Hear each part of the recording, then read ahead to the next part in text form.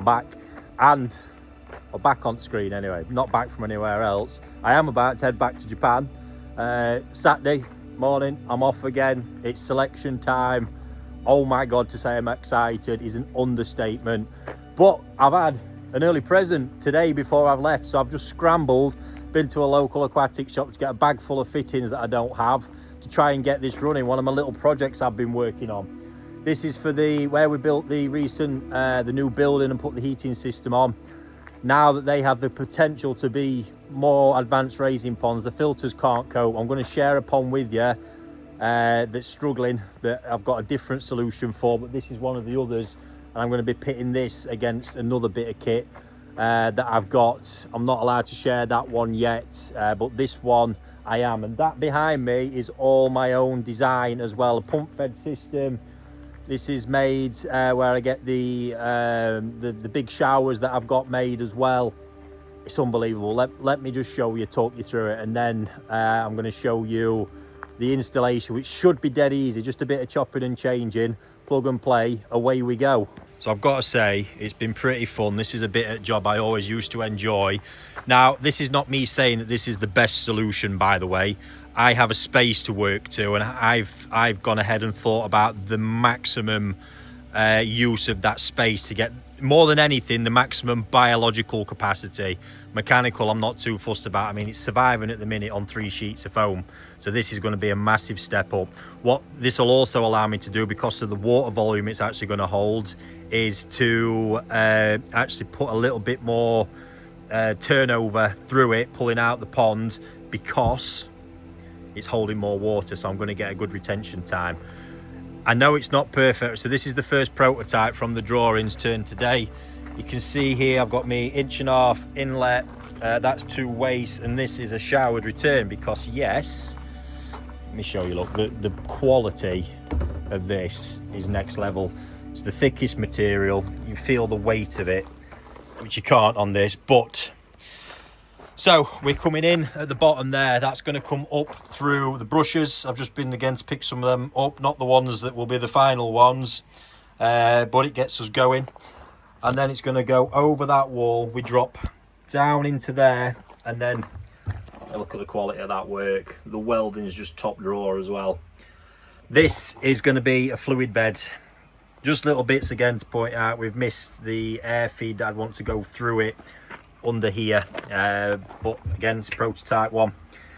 So yeah, and I need to get my diffuser in the bottom. I'm going to be using the LPD tube that's going to be drilled to make it a lot more gentle. I don't like that super aggressive aeration from a stone's not always the best. So we're going to go over, obviously it's creating a downward flow into there.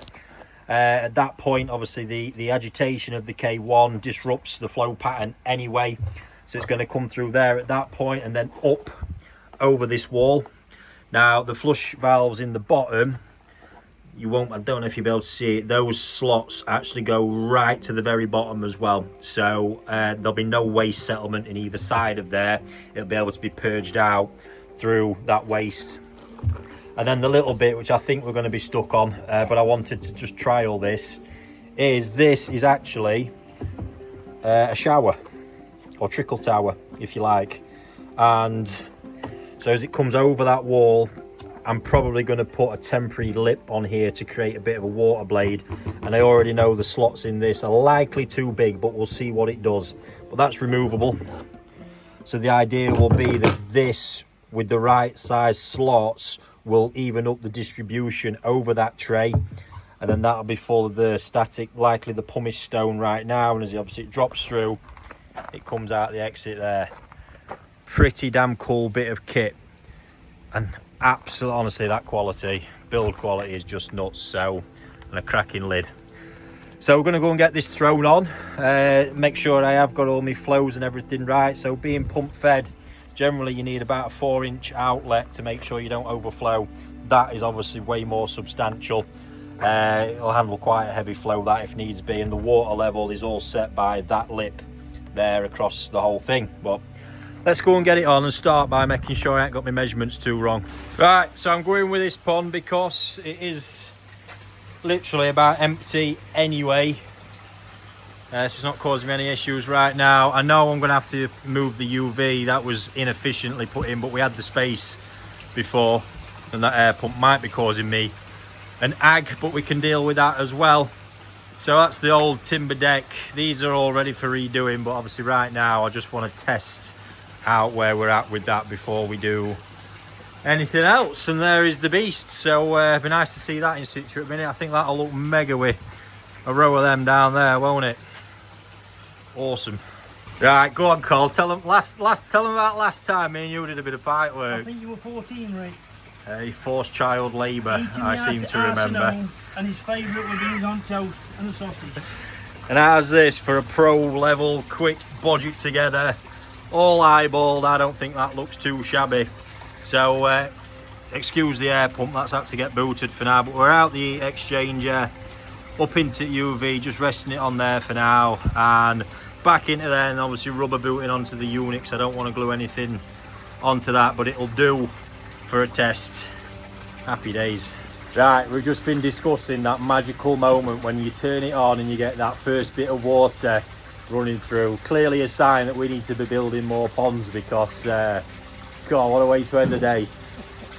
Here it is, we're plumbed in. Glue should be dry hopefully, but fuck it, we're too excited. Let's get that first bit of water in. There it is. Flowing nicely, I must say. That's pipework checking out. No, oh, I could do a shutting that. Flush valve works anyway. So they're just plumbed up again with boots. At the minute, that is something, it works, but obviously we're struggling for space. Happy days. So I have just identified, I thought I were going away with it, but not. Need to obviously valve that off, because right now I've got water going there and filling back through that way, which I don't want. How's that for an amateur moment? Happens to the best of us. We are getting it though. It's slowly filling up this side, and we'll be at tipping point in a second. So I'm draining off. I'm going to whack a ball valve in that bit just to isolate that flush. Just can't be having that. It's potentially going to disrupt that flow pattern, which is exactly what I don't want. It's going to lead to inefficiency in that one. Bloody amateur. Take two. Here we go. That's better, look. No water running that way. How it's supposed to work. We'll wait to get off this overflow.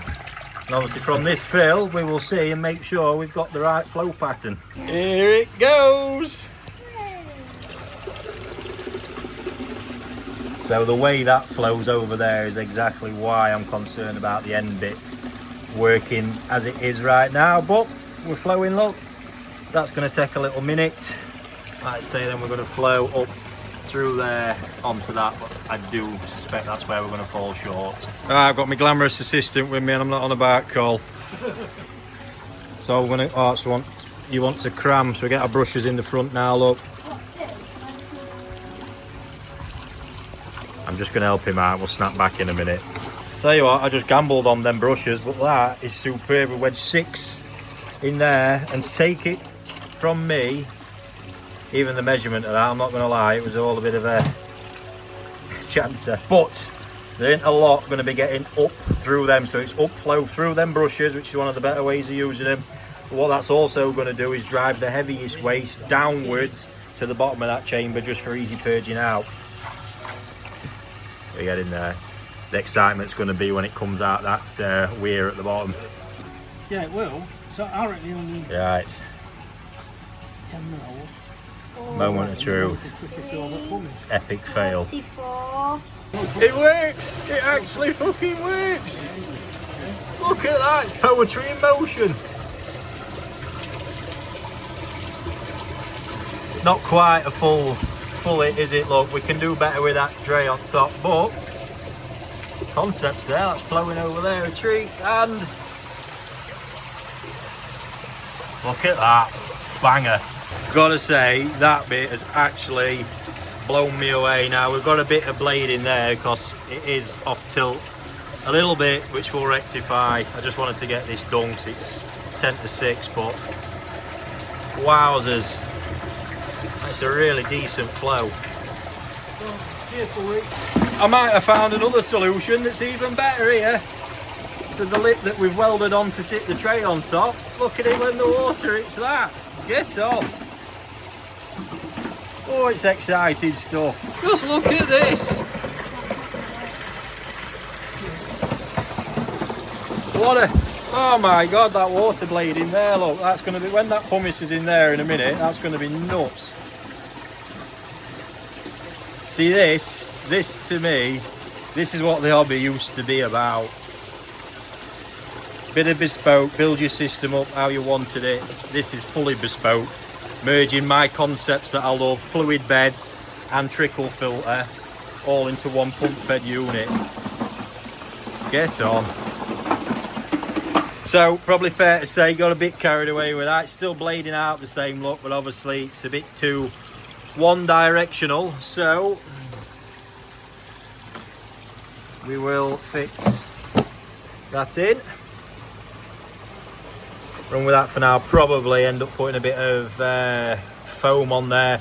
There's another thing as well, obviously a bit of foam on that will turn into a phenomenal polisher, although it will block.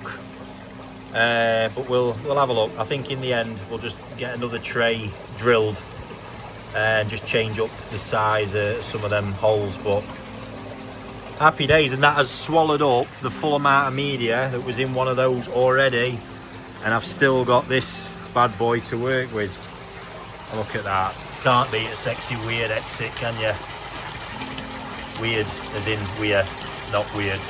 Actually, if I'm being honest, as I'm watching that, and I'm not going to make out there's any proper calculation gone into it, it is catching water at every part, creating a nice trickle, but obviously getting enough to the back there that side's not left dry. Oh, it's fabulous. Absolutely fabulous. One other concern I've got, and it might not be anything, is that I might have got the level in here a little bit too high, which is obviously easily later adjusted just by dropping this one slightly, and there is play to drop it anyway, which will obviously just bring the level down in there a little bit more, but it might be fine. Let's say I don't like it when you've just got an air disc in the bottom there and you've got that stupidly ferocious flow. K1 likes the steady bubble away, hence why it'll be an LPD drilled frame in the bottom there that I will just strap through the grid.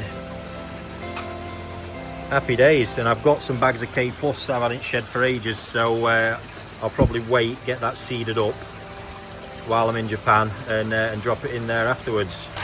And actually, look, if we take a really close look in there, you can see the distribution's fantastic. Amazing. I am absolutely buzzing for that. So the other trial is going to be with the very modern version of a drum that if that fails on me, it's game over. But the trade-off is going to be the bio side of it compared to what I'm getting there. I could potentially do something to add on to it, but let me just take you back actually and have a look, because I like how that even just sits on there. It's going to look smart. I mean, just look how slick that looks. We've got to do a bit of tidying up on waste and, well, tidying up on lots of bits, but imagine one of them just on every pond. But the capacity that has, it's going to get a truckload of K1. I mean, we're going to be at least, you're going to be 50 to 100 litres in that easily. So you're talking, you know, minimum Nexus capacity. Plus, I know it's around 70 kilos of pumice that's in one of those old towers that's sat in there. Madness. And it'll be no different water clarity wise to the ponds in my first greenhouse if I choose to feed them heavy. So, having thought about it, I've got it in the shed. I might as well, rather than sitting it anywhere else, I might as well get that up in there, let it start sinking. It's the new K plus. I'm no PP or anything like that. This is the one that is impregnated with the mineral layer to seed up the biofilm faster. So we're not going to prat around with it. I'm just going to get that in, and see how it does. It's the first time I've used K+. Obviously I'm a big believer in K1 anyway, so let's wait and see. But I'm just going to stick that 50 litres in for now, because I'm just going to see how it bubbles when we do get it done. But I seem to think we'll get a fair bit more in the end. So there it is, look, up close. If you haven't seen K1 before, it's a deeper than the original. In fact, I'll grab some original K1 in a minute and we'll have a look at it side by side. Obviously that alone, I'll have to try and get some specs to see, but obviously there's a vaster surface area versus original K1, which is going to give me even more capacity. Completely overfilled it, typical. But I've not even got the last bit in, but I'm just going to go and find something. Obviously this shit's a nightmare. You got the whole 50 litres trying to force its way out of here right now. So if I can just find a bit of polystyrene, get some weight on that to really force it under, look, and then get the lid on, because yes, nice cut lid as well. I'll put that on in a minute so you can see the full finish. And you lot just thought I was a pretty face that know how to pick a fish or two. No, in all seriousness, this is not reinventing the wheel. In essence, that's a pump-fed multi-bay filter. But I think for me, the excitement there is that we're obviously working in a compact space for one, and it's merging my two favourite forms of filtration. I like to get both in. Obviously, it only really be done pump fed. I know there's been gravity shower concepts. I've not actually seen one working properly. It's a hell of a lot more difficult. But because I am pump fed there, that's working to my advantage. I can already see, although them brushes do fit, I think I'll likely go with smaller ones so I can get more in there, make them more compact together, because just having a look, there was quite a bit of stuff coming up and actually passing through. So I think the finer ones will do the job. But yeah, this is not reinventing the wheel. But like I say, this is how this stuff used to be. You know, you had the flexibility. There's so many different options with that when you look. If needs be, you know, the baffle areas in between each bay, you could quite easily get a sheet of matting down there. On the end one in particular, it'd be very easy to put some filter wool in or some foam, which will be phenomenal. What that will do for water clarity and the fines that a lot of you guys obsess about, find that we never fucking struggled with this shit back in the day with a multi-bay, because what we'd do, just a bit of, you get a bit of filter wool or some foam in and jobs are good. And now again, I'm not saying, you know, things have got easier. Yes, not a lot of people like cleaning that shit. This is a working farm, I get it, but it just lets you know that there's options out there. And I will stress that this is no cheap bit of kit because of the standard that it's built to. So you would, in all honesty, there probably would be drum options. You would get around a similar price for what one of those will run at. Would they have the same flexibility and everything in it? Possibly not. But also for me, the big thing here is once that's running, there's nothing to break down and go wrong unless the pump fails, which is obviously nothing to do with the filter, and there's a shitload of capacity. So the drum bit's quite tough because I want something to fit that space, and that's obviously why I made the towers that we did in the first place. So and that's what I've got from this, something that fits the space perfectly and gives me everything that I would want in that system. So let's see how it does over time, but right now that's a huge upgrade from where we were at. So there it is with the lid on. What a finish. So even right away, if it's possible, again I would have that cut into two now, just for ease of just getting into one bit when you need to.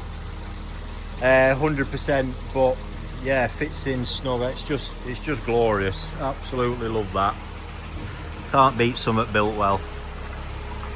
And for now, that K1, I've just took a couple of timbers in it, keep it pushing down because that is wedged. But look at that again. That honestly, I'm gonna dream about that tonight. So happy that that's panned out the way it has. Look how that flow works when it hits it. Phenomenal. I forgot to do a proper ending to that one again, but just got home. I'm going to show you how out of hand the fish tank hobby is getting with me and AJ. this is what's currently in the garage. There's a lot of work to do at the minute with this one. Yes, the Barbie Dream House is mine as well, I'll admit to it. But no, we are, what are we running? So this was his Christmas present off his granddad, having that built and getting those tanks initially. There's actually 8 2-foot tanks as it stands, and I agreed I'd kit them all out, and I have been doing with these absolutely superb Oaza internal filters and the Fluval Aqua Sky 3.0 lights. Absolutely cracking them, well impressed. So I'm hoping we'd get the last, what we got, 3 running hopefully before I go to Japan, just so they can be bedding in. And we have got a couple of fish in there already, a couple of snakeskin barbs and a cory somewhere, although a few did wedge themselves the other day. But honestly, the settings on the top of them, for anyone who's bothered, cracking look. You can go from just a full outright flow, all that spray bar setting.